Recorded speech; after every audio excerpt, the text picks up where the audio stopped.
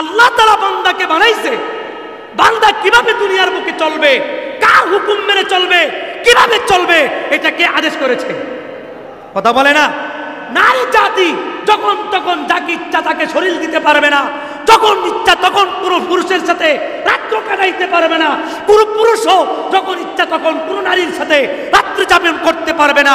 কারণ যখন কোনো নারী যখন ইচ্ছা তখন যে কোনো পুরুষের সাথে রাত্রি যাপন করবে, নিজের শরীর বিলিয়ে দিবে, এটা হবে একমাত্র জিনা, এটা হবে পাপের কাজ, এটা হবে শাস্তির কাজ। এই জন্য আল্লাহ তাআলা বলেছে, আস-সানিয়াতু ওয়াস-সানি ফাজলিদু কুল্লা ওয়াহিদিন মিনহুমা মিআতা জালদা। কোন নারী কোন পুরুষ যদি অবাধে মিলামেশা করে তাদেরকে 100 করে বেতের আঘাত লাগাইয়া দাও। আজকে আমরা সমাজে 100 করে বেত লাগাইতে পারি নাই, যার কারণে এখন দাবি করে আমার শরীর আমার ইচ্ছা, যাকে ইচ্ছা তাকেই দেব। চিন্তা করে দেখছেন? কুকুরের মতন স্বভাব হয়ে গেছে। কুকুর যেমন যেখান থেকে সেখান থেকে মজা নেয়, কিছু নারীবাদী আজকে তারা ইসলাম বিদ্বেষী হয়ে আল্লাহ তাআলার সরাসরি কোরআনের আয়াতকে অস্বীকার করে হুকুমকে লঙ্ঘন করে দাবি করতেছে তসলিমা নাসরিনের মতো যে আমার শরীর আমার স্বাধীনতা। আরে বেকুব, তোর এই শরীর এই দেহ এই জীবন কে দিয়েছে? একটা বার চিন্তা করার দরকার ছিল যে আমাকে এই জীবন শেষে আমাকে মরতে হবে, রবের দরবারে আমাকে দাঁড়াইতে হবে। সুতরাং বানাইছে এক আল্লাহ, হুকুম চলবে এক আল্লাহ, আদেশ মানতে হবে এক আল্লাহ। এক আল্লাহ তাআলার হুকুম মাননেওয়ালা বান্দার বহুত দাম আছে। যে আল্লাহ তাআলার হুকুম মানবে না, ওইটা কখনো কখনো এই নারীবাদী যারা বলে আমার সিদ্ধান্ত আমার শরীর যাকে ইচ্ছা তাকেই দেব, এর জীবনটা হলো নিশৃঙ্খল একটা কুকুরের মতো, এর চাইতে অন্য কিছু হইতে পারে? তো দাবি এমন যদি হয়, এই বাংলাদেশে সংখ্যাগরিষ্ঠ মানুষ বেশিরভাগই মুসলমান, 90 থেকে 95% মুসলমানই বাংলাদেশে। এখন যদি এমন দাবি দাবা উপস্থাপন করা হয় এবং সেটাকে বাস্তবায়ন করা হয়, যেই দাবি 90 থেকে 95% মুসলমানদের অন্তরে আঘাত আসে, মুসলমানদের কিতাব আল কোরআনের প্রতি আঘাত আসে, হ্যাঁ, ইসলাম বিদ্বেষী কাজ করা হয়, ইসলামের উপর আঘাত আসে, এই ধরনের বিষয় যদি বাস্তবায়ন করা হয়, তাহলে আমরা মুসলমান এটা কখনো মানতে পারি? এখন বলতে পারেন যে হুজুর আসলে তো বিষয় কিছু বুঝতাম না, কি বিষয়?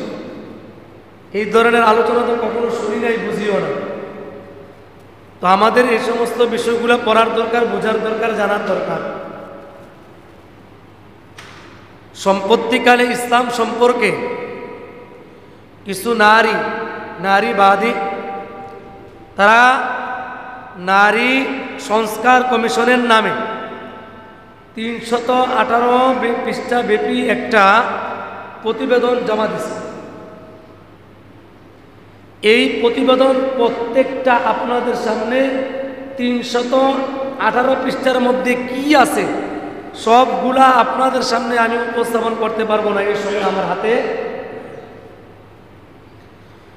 মৌলিক কিছু প্রতিবেদন যেগুলি সরাসরি কোরআনের আয়াতের সাথে, কোরআনের সাথে সাংঘর্ষিক হয়, কোরআনের সাথে বিরোধ হয়, এমন কিছু প্রতিবেদন আমি আপনাদের সামনে উপস্থাপন করব। এর মধ্যে 1 নাম্বার, আল্লাহ পাক রব্বুল আলামিন মানব জাতিকে চলার জন্য সম্পদ উপকরণ দান করছেন। সম্পদ উপকরণ আল্লাহ তাআলা দান করছেন। স্বর্ণ অলংকার, রূপা, জমি জামা, বাড়ি গাড়ি ইত্যাদি। মানুষ এগুলোর মাধ্যমে নিজের জীবন পরিচালনা করে, এগুলির মাধ্যমে মানুষ দুনিয়ার বুকে বুকবিলাসিতার সাথে চলে। দুনিয়ায় চলতে গেলে এগুলো লাগেও। তবে মানুষ মরণশীল। একজন মানুষ মারা যাওয়ার পরে তার এই সম্পত্তি কোন মানুষগুলা কতটুকু পাবে? যদি একজন মানুষ মারা যাওয়ার পর তার 3 জন কন্যা সন্তান, 2 জন পুত্র সন্তান, অথবা একজন পুত্র সন্তান 3 জন কন্যা সন্তান রেখে মারা যায়, তাহলে সেই ক্ষেত্রে মেয়েরা বাপের সম্পত্তি কি পরিমাণ পাবে, পুরুষ ছেলে কি পরিমাণ সম্পত্তি পাবে, এই বিষয়ে আল্লাহ পাক রব্বুল আলামিন বান্দাদের মধ্যে কোরআনের মাধ্যমে আল্লাহ তাআলা স্পষ্টভাবে বিষয়টা জানাই দিয়েছে। অথচ বর্তমান নারী বিষয়ক সংস্কার কমিশনে তারা প্রতিবেদন জমা দিছে যে পুরুষরা যেই পরিমাণ সম্পত্তি পাবে নারীরাও সেই পরিমাণ সম্পত্তি পাবে, তার মানে সমান অধিকার। তার মানে কি সমান অধিকার? আপনারা কি আমার কথা বুঝতেছেন? সমান অধিকার, এই সমান অধিকার চাওয়া এটা সরাসরি কোরআন শরীফের সূরাতুন নিসার 11 নম্বর আয়াতে সরাসরি সাংঘর্ষিক, যেটা আজও আমরা মুসলমান কখনো এটা মানতে পারি। এখন আপনি আমাকে প্রশ্ন করতে পারেন যে হুজুর সমান অধিকার কি বা কেন, এটা কি বুঝলাম না। একটু আগে আপনাদেরকে আমি বলছি সম্পত্তি, মৃত ব্যক্তির সম্পত্তি ছেলে কি পরিমাণ পাবে, মেয়ে কি পরিমাণ পাবে, আল্লাহ তাআলা বলতেছে, কি বলতেছেন? সূরাতুন নিসা 11 নম্বর আয়াতে আল্লাহ তাআলা সমাধান দিচ্ছেন। আল্লাহ তাআলা বলেন, ইউসিকুমুল্লাহু ফি আওলাদিকুম লিযযাকারি মিথলু হাযযিল উনসায়াইন। আল্লাহ তাআলা বলেন, তোমাদের সন্তান সন্ততি সম্পর্কে তোমাদেরকে আল্লাহ তাআলা আদেশ দিয়েছেন যে পুরুষের অংশ 2 নারীর সমান। একজন পুরুষের অংশ 2 জন নারীর সমান। তার মানে 2 জন নারী মিলে যে পরিমাণ সম্পত্তি পাবে এই পরিমাণ সম্পত্তি একজন ছেলে পাবে। 2 জন বোন মিলে যে পরিমাণ সম্পত্তি পাবে একজন ভাই ওই পরিমাণ সম্পত্তি পাবে। কারণ কি কারণ? আল্লাহ পাক রব্বুল আলামিন এই আয়াতের মাধ্যমে পৃথিবীর মানুষদেরকে বুঝাই দিতে চায়, একজন পুরুষ মানুষ একটা কন্যা সন্তান জন্ম দেওয়ার পর 1 থেকে 20 থেকে 25 বছর পর্যন্ত বাচ্চাটাকে লালন পালন করে লেখাপড়া করায়, ভরণ পোষণ দিয়া 25 বছর পর্যন্ত তার খরচ বহন করে, এমনকি তার অসুখ বিসুখ পর্যন্ত সব কিছু ভরণ পোষণ সব গ্রহণ করে। এমনিভাবে যখন বাবা মারা যায়, বাবা মারা যাওয়ার পরে আবার ওই সন্তান, বাবার বড় সন্তান, তার মানে ছেলে, তার মানে মেয়ের, তার মানে বোনের ভাই ওই বোনকে দেখাশোনা করে, কি করে না? বাবার পরে সন্তানের দায়িত্ব আসে পরিবারে। একজন কন্যা সন্তানকে বিবাহ শাদী দেওয়া, তার জামাইকেও দেখাশোনা করা, তার জামাইকেও খেদমত করা। একজন পুরুষ মানুষ কন্যা সন্তানের মৃত্যুর আগ পর্যন্ত বহন করে যায় এবং তার স্বামীকেও দেখাশোনা করে যায়। একজন বাবা হয়ে একজন কন্যা সন্তানের জন্য সারা জীবন করে যায়। এই জন্য মেয়ের বাড়িতে কিছুকাল থাকে আর স্বামীর বাড়িতে কিছুকাল থাকে। আল্লাহ পাক রব্বুল আলামিন এই জন্য কন্যা সন্তানের ব্যাপারে আল্লাহ পাক রব্বুল আলামিন বলেন, ইউসিকুমুল্লাহু ফি আওলাদিকুম লিযযাকারি মিথলু হাযযিল উনসায়াইন। আল্লাহ পাক রব্বুল আলামিন কন্যা সন্তানদের তুলনায় পুত্র সন্তানদের জন্য দ্বিগুণ অংশ রাখছেন। কারণ কি? যাতে করে বিপদ আপদ হয়ে গেলে এই ভাই, এই পুত্র সন্তান তার বোনদেরকেও ঠিক মতো দেখাশোনা করতে পারে। বুঝে আসছেনি? তাইলে নারীবাদী সমান অধিকার চাচ্ছে। বলেন তো দেখি, একটা কন্যা সন্তান বিবাহ হওয়ার পরে একজন স্বামী রাত দিন পরিশ্রম করে এই মহিলাটাকে মৃত্যুর আগ পর্যন্ত ভরণ পোষণ দেয়। তাহলে সমান অধিকার যদি হয়, তাহলে পুরুষের মতো তুমিও সমান অধিকার ভাবে কাজ করো। পুরুষ সারাদিন মিল ফ্যাক্টরির মধ্যে কাজ করে তুমিও করো। সারাদিন পুরুষ মাথার ঘাম পায়ে ফেলে তোমার জন্য জীবিকা নির্বাহ করে তুমিও করো। তাহলে বোঝা যাবে কি অবস্থা। আবার কিছু কিছু মহিলার সাথে কিছু কিছু নাস্তিক পুরুষ এর মধ্যে ঐক্যমত পোষণ করে। কি ঐক্যমত পোষণ করে? কয় এটাও সমান অধিকার দরকার। সেই ক্ষেত্রে আমিও পুরুষদেরকে বলবো যে কিন্তু সমান অধিকার। মহিলাও বাচ্চা প্রসব করে, তুমিও বাচ্চা প্রসব করো। মহিলা পেটের মধ্যে বাচ্চা নেয়, তুমিও বাচ্চা নেও। সম্ভব নেই, কথা কয় না। পুরুষে নিতে পারবো না বাচ্চা। হ্যাঁ, এখন কোন মহিলা যদি বলে আমি সমান অধিকার 4টা বিবাহ করতে পারবে, আমিও 4টা বিবাহ করব। বুঝলাম মহিলা 4টা বিবাহ করতে পারবে। একটা মহিলার যদি 4টা স্বামী থাকে, একজন থাকে আপনাদের ভান্ডারী এলাকায়, তার মানে নয়াপাড়া ভান্ডারীপুরের আশেপাশে থাকে, আর একটা থাকে হলো আপনাদের এই চাষারায়, আরেকজন থাকে কুমিল্লায়, আরেকজন থাকে নোয়াখালী। এইভাবে 4 জন স্বামী 4 জায়গার মধ্যে থাকে। কুমিল্লার স্বামী ডাক দিয়া কবে আগামীকালকে আমার কাছে থাকবা। নোয়াখালীর স্বামী ডাক দিয়া বলবে না না কুমিল্লা যাইতে পারবে না, আজকে আমার কাছে থাকবা। আপনাদের আদমজি এলাকার স্বামী ডাক দিয়া বলবে না না নোয়াখালীও থাকতে পারবা না, কুমিল্লার মধ্যেও থাকতে পারবা না, আগামীকালকে আমার বাড়িতে অনুষ্ঠান আছে, যে কোনো মূল্যে আমার ঘরে থাকতে হবে, রান্না বাড়ি করতে হবে। এবার চাষারার স্বামী ডাক দেয়া কয় আজকে 3 দিন পর্যন্ত বিছানায় শায়িত আছি, এখন পর্যন্ত বিছানা থেকে উঠতে পারি না, শরীরটা ভীষণ খারাপ, তুমি আমার কাছে আসতে হবে। বলেন তো দেখি 4 জন স্বামী নিয়ে এখন বিপদে পড়বে কি পড়বে না? কথা কয় না। এবার বুঝেন 4 জন স্বামী নিয়ে বিপদ। আরো একটা কঠিন বিপদ হলো 4 জন স্বামীর সংসার করার পর একজন সন্তান জন্মগ্রহণ করছে। কয়জন? একজন সন্তান জন্মগ্রহণ করছে। এইজন সন্তান জন্মগ্রহণ করার পর কুমিল্লার স্বামী দাবি করছে এটা আমার সন্তান, নোয়াখালীর স্বামী দাবি করে বলছে এটা আমার সন্তান, আপনাদের সিদ্ধিরগঞ্জ এলাকার স্বামী দাবি করে বলছে এটা আমার সন্তান, চাষারা এলাকার ওই স্বামী দাবি করে বলছে এটা আমার সন্তান। বলেন তো দেখি এই সন্তানটাকে 4 জন স্বামীর কাছে বন্টন করে দেওয়া কি সম্ভব নাকি সম্ভব না? সম্ভব? তাহলে ফেস আছে না নাই? গন্ডগোল আছে না নাই? সমস্যা আছে না নাই?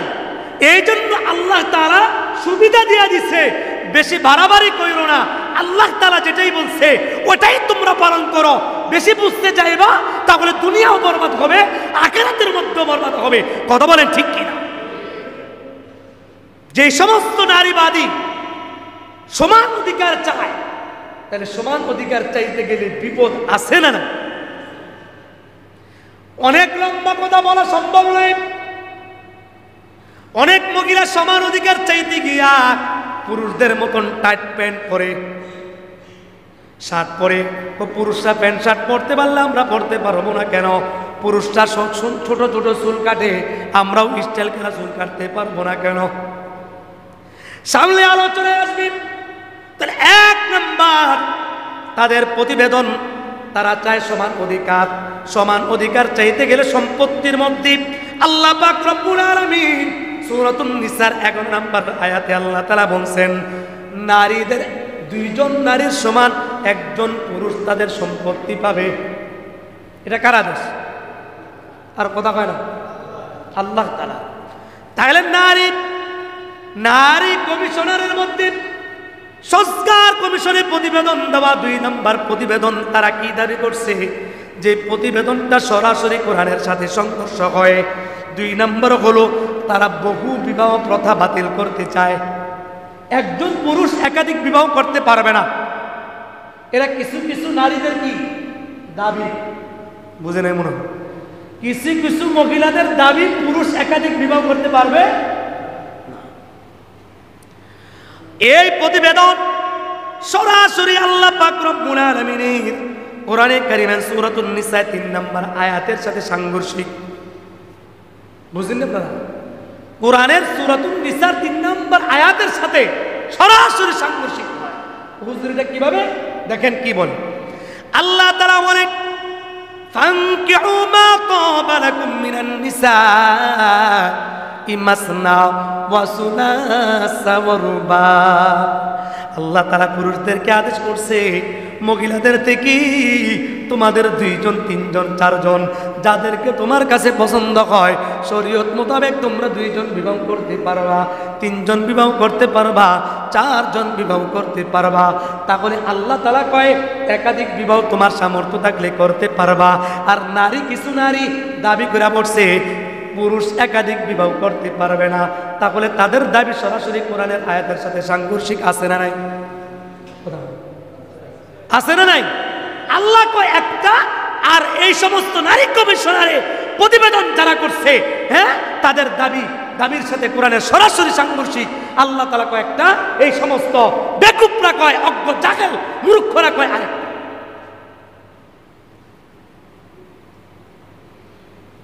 তাহলে বহু বিবাহ বাতিল করতে হবে। এই সমস্ত যুক্তি যারা দিতে চায় তারা কোনো জাহেল মূর্খ অজ্ঞ। আল্লাহ তাআলা সহজ করে দিছে, নারী জাতি পুরুষদের তুলনায় বর্তমান দেশের মধ্যে নারীর সংখ্যা বেশি। পুরুষরা যদি একাধিক বিবাহ করে নারীদের জন্য সুবিধা না অসুবিধা? কথা বলে না, সুবিধা। বুঝে নেই। এরপরে আসে 3 নম্বর প্রতিবেদন যারা জমা দিয়েছে, তারা চায় আমার শরীর আমি যাকে ইচ্ছা তাকেই দিব, এটা আমার সিদ্ধান্ত। কুকুরের মতন কুকুর যাকে ইচ্ছা তাকে তার শরীর দেয়, যেখান থেকে ইচ্ছা সেখান থেকে বাচ্চা নিতে পারে। আর যে সমস্ত নারীরা কয় আমার শরীর আমার সিদ্ধান্ত, যাকে ইচ্ছা তাকেই দেব, কথা কয় না, অথচ তাদের এই প্রতিবেদনটা, তাদের এই দাবিটা আল্লাহ পাক রব্বুল আলামিন কুরআনুল কারীম সূরাতুল আল-আরাফের 54 নম্বর আয়াতের সাথে সাংঘর্ষিক। আল্লাহ তাআলা বলেন আলা লাহুল খালকু ওয়াল আমর। এটা হলো 3 নম্বর প্রতিবেদন। জনগণ এখন একটু স্বস্তির মধ্যে জীবন যাপন কাটাইতেছিল। জানি না তাদের এই প্রতিবেদনের উদ্দেশ্য কি, লক্ষ্য উদ্দেশ্য কি। হতে পারে রাষ্ট্রের ভিতরে আবারও একটা হট্টগোল এবং বিশৃঙ্খলা, মানুষের মধ্যে জনগণের মধ্যে বিশৃঙ্খলা তৈরি করার একটা ষড়যন্ত্র চলছে, যা আজও পর্যন্ত সাধারণ মানুষ সেই বিষয়গুলো বুঝতে পারে নাই। এইগুলো 3 নম্বর প্রতিবেদন, যা সরাসরি সূরাতুল আরাফের 54 নম্বর আয়াতের সাথে সাংঘর্ষিক। এরপরে আসে 4 নম্বর প্রতিবেদন। তারা উপস্থাপন করেছে যে মহিলারা প্রত্যেক মাসে অসুস্থ হয়। তাদের দাবিগুলো এটা হলো কুসংস্কার। এটা কি কুসংস্কার? এটাকে কখনো মানা যাবে? বলেন তো দেখি, মহিলারা কি এই অসুস্থতা নিজেরা বানায় আনে? এটা মানুষের বানানো কিছু? এই প্রতিবেদন জমা দিয়েছে, এতে বোঝা যায় মাথার মধ্যে কিছুই নেই, মাথার মধ্যে কিছুই নেই। সুস্থ মস্তিষ্ক মানুষ কখনো এই ধরনের প্রতিবেদন জমা দিতে পারে না। তাহলে 4 নম্বর প্রতিবেদন জমা দিল, মহিলারা ঋতুগ্রস্ত হয়, এটা কুসংস্কার, এটাকে তারা মানতে চায় না, এটা হলো কুপ্রথা, এগুলো নিয়ে কোনো সমস্যা নাই। অথচ আল্লাহ পাক রব্বুল আলামিন কুরআনে কারীমের সূরাতুল বাকারায় 222 নম্বর আয়াতের সাথে তাদের এই প্রতিবেদনের দাবি সম্পূর্ণ সাংঘর্ষিক। কিভাবে? আল্লাহ পাক রব্বুল আলামিন বলেন ওয়ায়াসআলুনাকা আনিল মাহিজ কুল হুয়া আযান ফা'তাযিলুন নিসাআ ফিল মাহিজ ওয়ালা তাকরাবুহুন্না হাত্তা ইয়াতহুরনা। আল্লাহ পাক রব্বুল আলামিন পয়গম্বর নবীকে বলতেছেন, নবী আমার, জনগণ আপনার কাছে হায়াত সম্পর্কে জিজ্ঞেস করবে, ঋতু সম্পর্কে জিজ্ঞেস করবে, আপনি বলে দিন কুল হুয়া আযান ফা'তাযিলুন নিসাআ ফিল মাহিজ। আল্লাহ পাক রব্বুল আলামিন বলেন, নবী গো আপনি জনগণকে বলে দেন অসুচিত ওই সময় নারীদের অসুচিত অবস্থা, এই অবস্থায় তোমরা মহিলাদের সাথে বিরবানা, ওয়ালা তাকরাবুহুন্না হাত্তা ইয়াতহুরনা। তার মানে ওই সময় তোমরা মহিলাদের সাথে মিলনে যাইবা না যতক্ষণ পর্যন্ত তারা পবিত্র না হবে। কার হুকুম? কার হুকুম? আল্লাহ তাআলা বলতেছে এটা হলো মহিলাদের জন্য। মহিলাদের জন্য আল্লাহ তাআলার পক্ষ থেকে দুনিয়ার জীবনে বাচ্চা জন্ম ধারণ করার একটা পদ্ধতি আল্লাহ পাক রব্বুল আলামিন রাখছে। এই রক্ত বাহির হওয়ার মাধ্যমে আল্লাহ তাআলা নারী জাতিদের শরীরকে ভালো রাখেন, সুস্থ রাখেন। যেই সমস্ত মহিলাদের এটা প্রত্যেক মাসে ঠিক মতো না হবে, কিছুদিন পর মহিলা অসুস্থ হয়ে যাবে, শরীর ব্যথা হবে, বিভিন্ন সমস্যা দেখা দিবে, মাথা ব্যথা করবে, বিভিন্ন সমস্যা দেখা দিবে। কারণ এটা মানুষের বানানো কোনো কিছুই না, এটা কুপ্রথাও না, কুসংস্কারও না। কারণ মহিলা জাতি এটা হবে, যখন হবে এটা তখনই কি কার হুকুম? কথা কয় না, কার হুকুম? আর যখনই সেই মহিলা বাচ্চা ধারণ করবে তখন আর এই প্রাকৃতিকটা তার মধ্যে কি থাকবে না, বন্ধ হয়ে। এই জন্য আল্লাহ তাআলা বলছেন ওয়ালা তাকরাবুহুন্না হাত্তা ইয়াদুকুন্না, যতক্ষণ পর্যন্ত মহিলারা পবিত্র না হবে ততক্ষণ পর্যন্ত তোমরা তাদের সাথে মিলনে যাইবা না। অথচ নারী জাতি, যে সমস্ত নারী জাতিরা এই কোরআনের আয়াতের সাংঘর্ষিকভাবে তারা প্রতিবেদন জমা দিছে, তারা কোন ধরনের মহিলা, কোন ধরনের মহিলা একটু চিন্তা করেন। এক একটা বিষয় নিয়ে আলোচনা করলে বহু সময়ের দরকার, শুধু আপনাদেরকে কিছু প্রতিবেদন আপনাদেরকে বুঝাইয়া যাচ্ছি। 4 নম্বর প্রতিবেদনের কথা বললাম। 5 নম্বর প্রতিবেদন যারা তারা 318 পৃষ্ঠা ব্যাপী একটা প্রতিবেদন জমা দিয়েছে, এর মধ্যে 5 নম্বর প্রতিবেদন আপনাদের সামনে বলতেছি, সেটা হলো ট্রান্সজেন্ডার। সেটা কি? ট্রান্সজেন্ডার।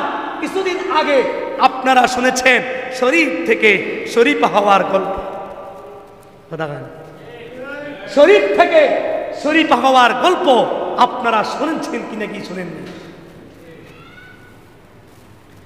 তাহলে শরীফ থেকে শরীফা হওয়ার ষড়যন্ত্র, তার মানে মহিলাদেরকে নারী বানানো, মহিলাদেরকে পুরুষ বানানো, আর পুরুষদেরকে নারীদের রূপ ধারণ করার ষড়যন্ত্র চলতেছে, যা সম্পূর্ণ ইসলামের মধ্যে একদম হারাম, স্পষ্ট হারাম। আল্লাহ তাআলা ঘোষণা দিয়েছে। তাদের এই প্রতিবেদন আল্লাহ পাক রব্বুল আলামিনের কুরআন কারীমের সূরাতুন নিসার 119 নম্বর আয়াতের সাথে সাংঘর্ষিক। আমার কোনো বানানোর কথা না, তাদের প্রত্যেকটা কথা কোরআনের সাথে সাংঘর্ষিক। এই প্রতিবেদন জমা দিয়েছে কি বাইরের দেশের মানুষ? কথা বলেন, কোন দেশের মানুষ? জোরে বলে, বাংলাদেশের মানুষ। হ্যাঁ, আমরা বাংলাদেশে থাকি।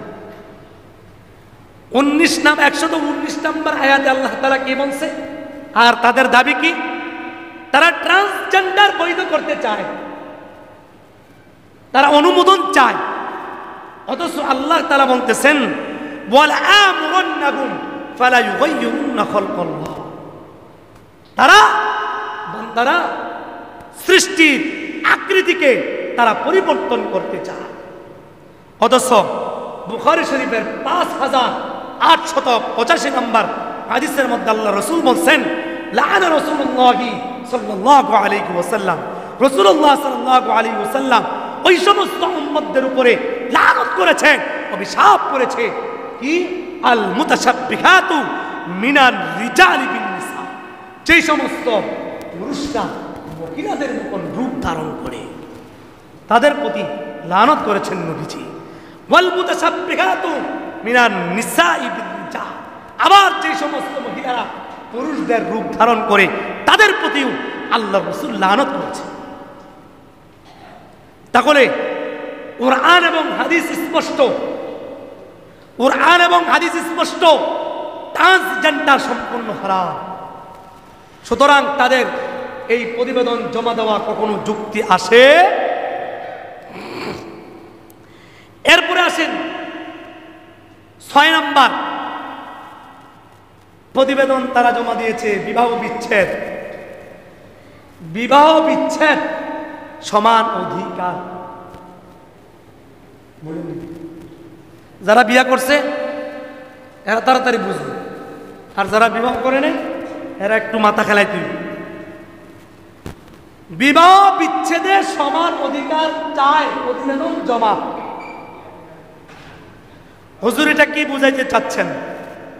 তার মানে হলো আপনি বিবাহ করছেন, আপনি বিবাহ করার পরে আপনি যেমনিভাবে 3 তালাক দিয়ে একজন মহিলাকে বিদায় করে দিতে পারেন, ওই মহিলাও আপনাকে এরকম ভাবে কি দিতে পারবে, তালাক দিতে পারবে। অথচ শরীয়তে এটা কি নেই, শরীয়তের মধ্যে কি নাই বিধান। হুজুর কি আছে দেখেন কি আছে, সূরাতুন নিসা 34 নম্বর আয়াত আল্লাহ তাআলা বলেন, আর-রিজালু কাওয়ামুনা আলান নিসাই বিমা ফাদ্দালাল্লাহু বা'দাহুম আলা বা'দ। আল্লাহ তাআলা মহিলাদের জন্য পুরুষদেরকে অভিভাবক বানাইছে। মহিলাদের অভিভাবক কারা? পুরুষ না মহিলা? পুরুষদের অভিভাবক কি মহিলা? কথা কয় না। যে সমস্ত পুরুষরা দুর্বল, মহিলাদের কাছে জীবন আত্মসমর্পণ করে ফেলছে, এরাই নিজেরা মনে করে যে আমার ঘরের অভিভাবক হইল আমার ম্যাডাম, আমার ঘরের অভিভাবক হইল আমার ম্যাডাম। অথচ আল্লাহ তাআলা বলতেছে আমি মহিলাদের অভিভাবক, আমি আল্লাহ পুরুষদেরকে বানিয়েছি। সুবহানাল্লাহ। আর-রিজালু কাওয়ামুনা আলান নিসা, মহিলাদের উপরে আল্লাহ তাআলা কর্তৃত্ব দিয়া দিয়েছে পুরুষদের। সুতরাং বৈবাহিক জীবনে একজন মহিলা এক কথার মাধ্যমে পুরুষদের কাছে সে একজন প্রিয় মানুষ হয়ে ওঠে, আবার 3 কথার মাধ্যমে পুরুষদের কাছ থেকে বিদায় নিতে। এবার আসেন একটা বিষয় স্পষ্ট করে, সেটা হলো দুইজন স্বামী স্ত্রী বিবাহ করছে, 5 বছর হয়ে গেছে, তাদের মধ্যে মন মালিন্য। পুরুষ চায় তার স্ত্রীকে রাখতে, আর মহিলা চায় তার স্বামীর সংসার করবে না। এখন এই মুহূর্তে করণীয় কি? সালিশ বসাবে, সালিশের মাধ্যমে সিদ্ধান্ত গ্রহণ করবে। তুমি না খাইতে চাও, তুমি লিখিত প্রতিবেদন লেখো, তুমি লিখিত দরখাস্ত লেখো, সালিশের মাধ্যমে সাইন হবে। ওই বৈঠকের মধ্যে ওই স্বামীও সাইন করবে যে আমিও তাকে স্বইচ্ছায় করলাম, আমি তাকে বিদায় দিয়ে দিলাম। এবার আসেন, কোনো মহিলা এটা করলো না, স্বামীকে এটা ডিভোর্সের কাগজ পাঠাই দিছে যে আমি তোমার ঘরে থাকবো না, কাগজ পাঠাই দিছে। এখন এই কাগজটার মধ্যে স্বামী যতদিন পর্যন্ত স্বামী এই ডিভোর্সের কাগজ গ্রহণ না করবে, এটাকে সে সমর্থন না করবে, ততদিন পর্যন্ত এই মহিলা দ্বিতীয় কোনো স্বামী গ্রহণ করতে পারবে না। যদি স্বামী গ্রহণ করে, যতদিন পর্যন্ত পুরুষের সাথে থাকবে ততদিন পর্যন্ত সম্পূর্ণ জিনা। বুঝছেন আপনারা? বহুত ঘটনা ঘটবে বা ঘটতেছে।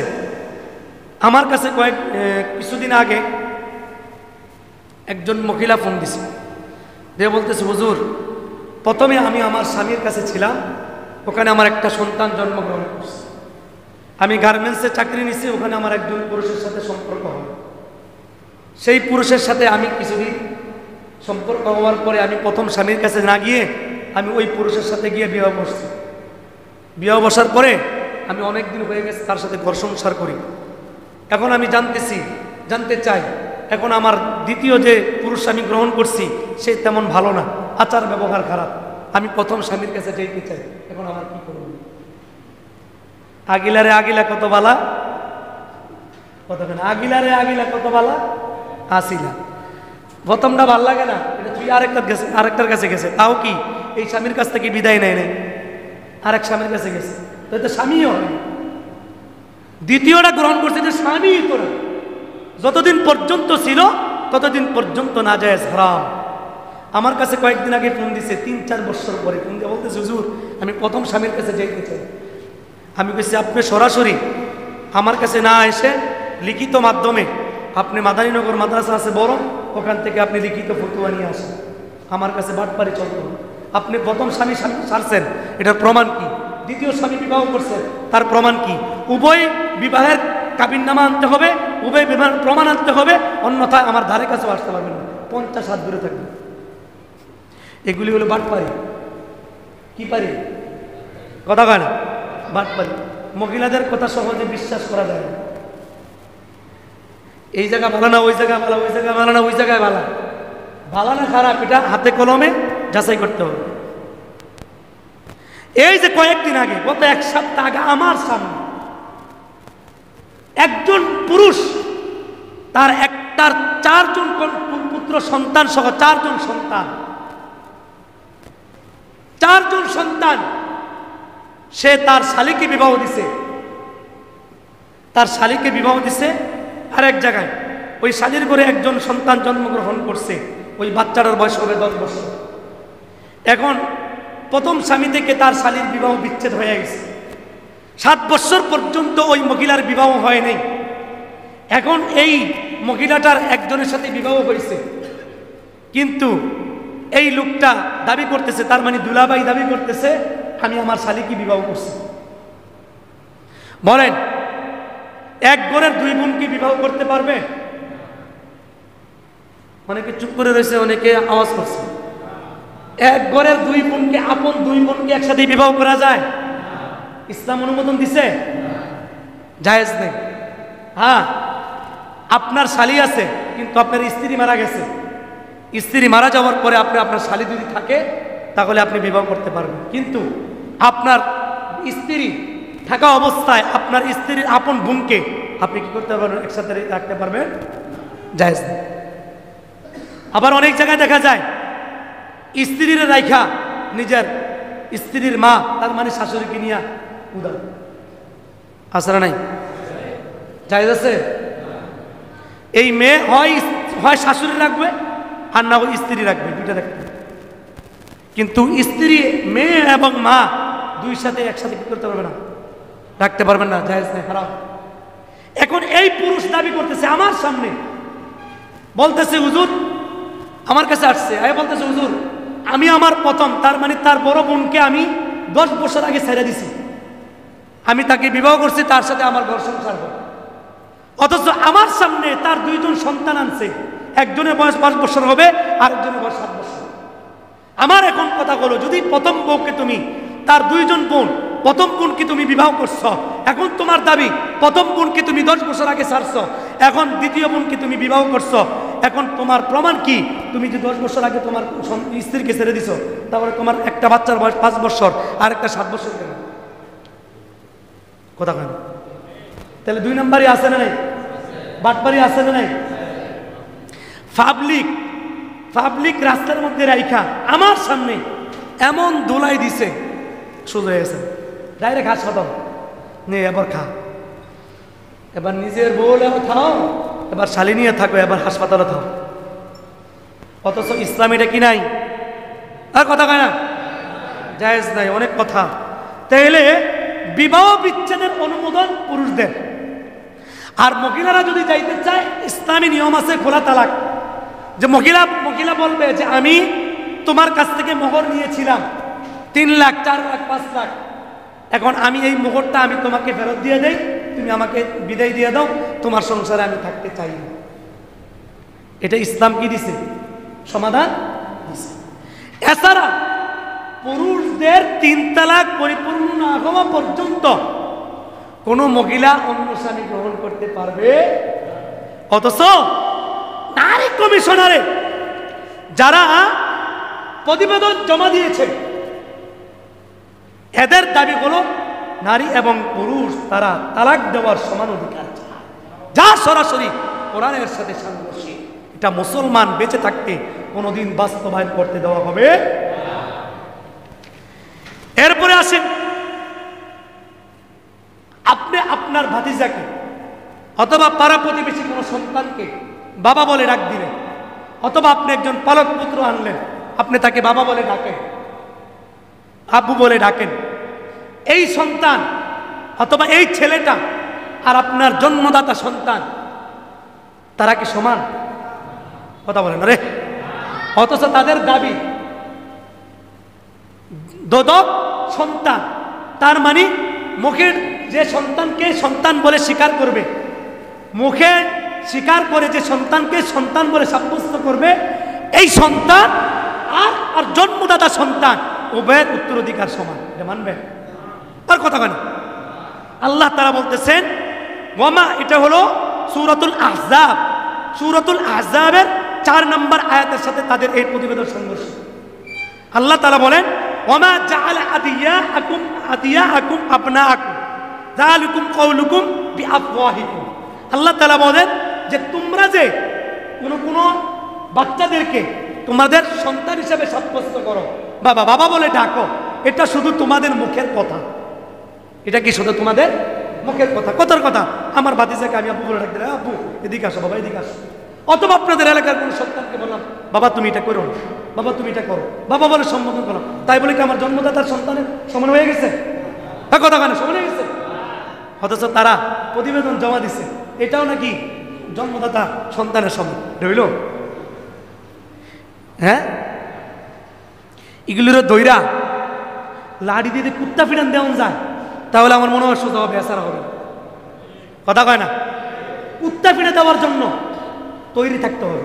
আগামীকালকে 3 মে সোহরাওয়ার্দী উদ্যানে হেফাজত ইসলামের পক্ষ থেকে সমাবেশ ডাক দেওয়া হয়েছে। যাদের সামর্থ্য থাকে, শক্তি থাকে, ইমানি মনোবল থাকে, অংশগ্রহণ করার জন্য চেষ্টা করবো ইনশা। আরো বহুত কথা, সময় নাই রে ভাই। তবে আরেকটা কথা শেষ করে দেই, যৌন কর্মচারী,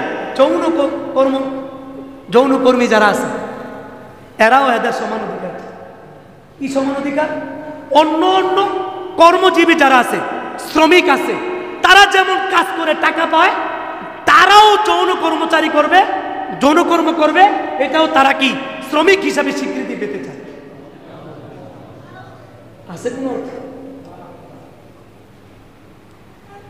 আল্লাহ? অথচ আল্লাহ তাআলা বলছেন সূরাতুল বাকারা, সূরা আন-নূরে 2 নম্বর আয়াতে আল্লাহ তাআলা বলছেন আয-যানিয়াতু ওয়াজ-যানি ফাজলিদু কুল্লা ওয়াহিদিন মিনহুমা মিয়াতা জালদা। নারী পুরুষ জিনা করবে, ব্যভিচার করবে, তাদেরকে 100 করে বেতের আঘাত লাগাও। কার হুকুম? আল্লাহ। আর এরা চায় এদেরকে শ্রমিক বানাই দিতে, রাষ্ট্রীয়ভাবে শ্রমিক বানাইতে। এরা আকাম করবে আর টাকা নিব। ইসলাম এটা কখনো সমর্থন? কথা কেন সমর্থন? আপনারা সমর্থন করবেন? মানবেন? ইসলাম বিদ্বেষী কখনো গ্রহণ করবেন? ইসলাম বিদ্বেষী প্রতিবেদন মানবেন? কিয়ামত পর্যন্ত এটা আমরা গ্রহণ করতে রাজি। আল্লাহ আমাদেরকে বুঝবার তৌফিক দান